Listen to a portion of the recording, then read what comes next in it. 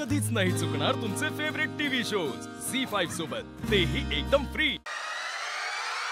Akashrao please थांबा। अखिल, Akashrao, Akashrao please थांब। आकाशराव,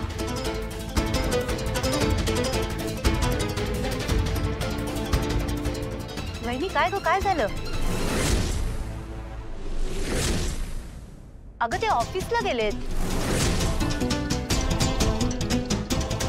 वहिनी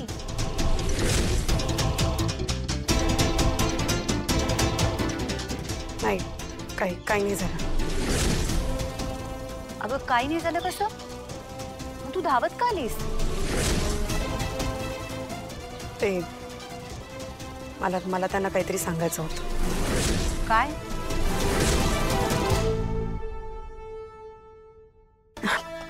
मिठाई, ते प्रसादासाठी मिठाई हवी आहे, सांगायचं होतं। वहिनी नक्की मिठाईचंच सांगायचं होतं ना? का काहीतरी स्पेशल? नाही अगं, असं काही नाही, येते मी। अगं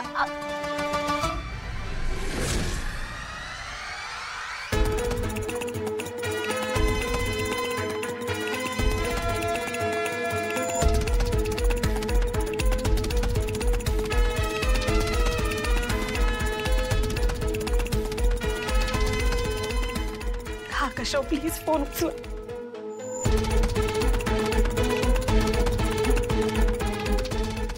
फोन का उचलत नाहीये? ते मला बोलायचं खूप महत्वाचं आहे आकाशराव।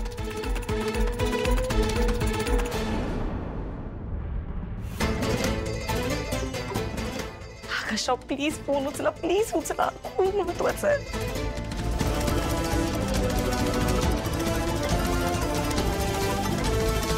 अरे देव, ड्राइव्ह करत असतील ते आता, फोन नाही उचलू शकणार। देवा बाप्पा, तूच सांग आता मी काय करू। त्यांना हे सांगणं खूप महत्वाचं आहे। माझ्या आधी विशाखा मॅमने सांगितलं तर ते माझ्यावर कधीच विश्वास नाही ठेवणार। बाप्पा तूच सांग आता काय करू मी।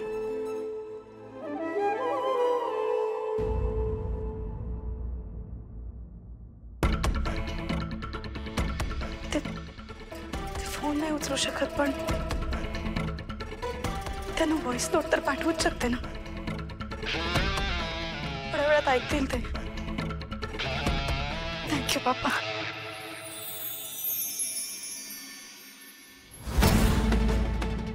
आकाशराव, तुम्ही ड्राइव्ह करत असाल म्हणून व्हॉइस नोट पाठवते। मला जे काही सांगायचंय ते असं व्हॉइस नोटवर पाठवण्यासारखं अजिबातच नाहीये, पण मी आता अजून नाही थांबू शकत। मला माहिती आहे मी जे काही सांगणार आहे त्यामुळे तुम्हाला खूप मोठा धक्का बसेल। आपल्या दोघांमध्ये कदाचित थोड्या दिवसांचा अबोला नाही तर कायमचा दुरावा येईल, पण सत्य कळणं तुमचा हक्क आहे आकाशराव। आपल्या लग्नाआधी मी विधवा नव्हते, माझा घटस्फोट झाला होता आणि माझा पहिला नवरा जिवंत आहे। पण आईंच्या प्रेशर खाली येऊन माझे आई बाबा खोटं बोलून बसले आणि त्यांनी स्पष्ट शब्दात सांगितलं होतं की एक वेळ मला विधवा सून चालेल, पण डिवोर्सची मुलगी नकोय। आणि मलाही गप्प राहावं लागेल। आज हे सगळं खरं सांगण्याचं कारण म्हणजे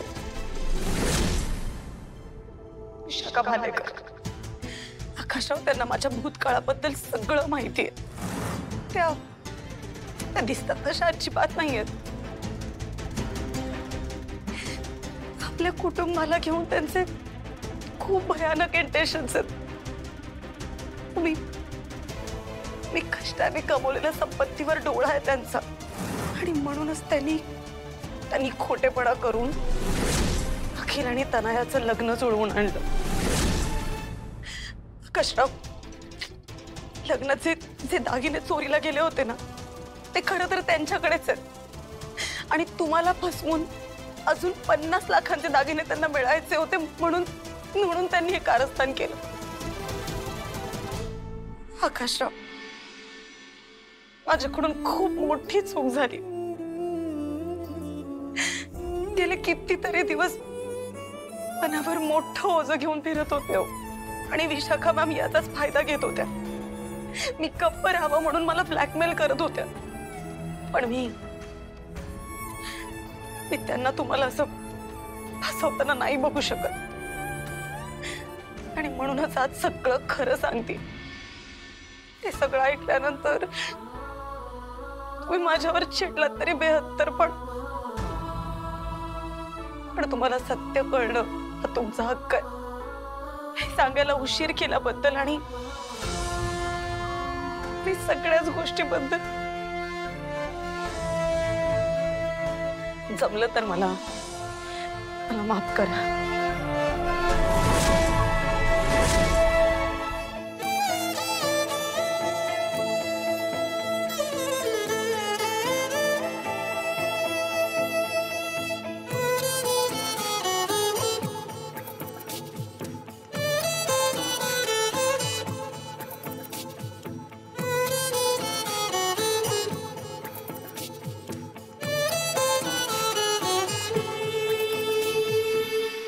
आकाशराव,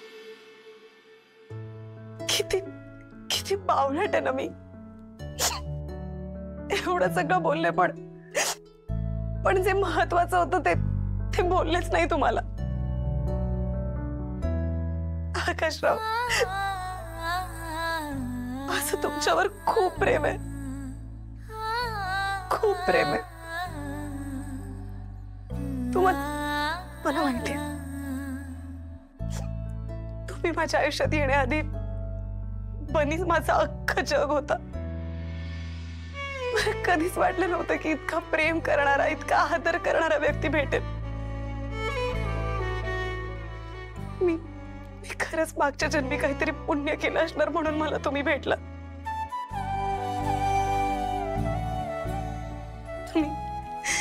तुम्ही माझ्या आयुष्यात आलात आणि बनीचं आणि माझं अख्खं आयुष्य बदलून टाकलं. आता इथून पुढे काही झालं ना, अगदी आपण एकत्र नाही राहिलो तरी पण असं तुमच्यावरचं प्रेम कधीच कमी नाही होणार. I love you Akashrao, you very much. Please मला माफ करा, रागवू नका माझ्यावर आणि विश्वास ठेवा.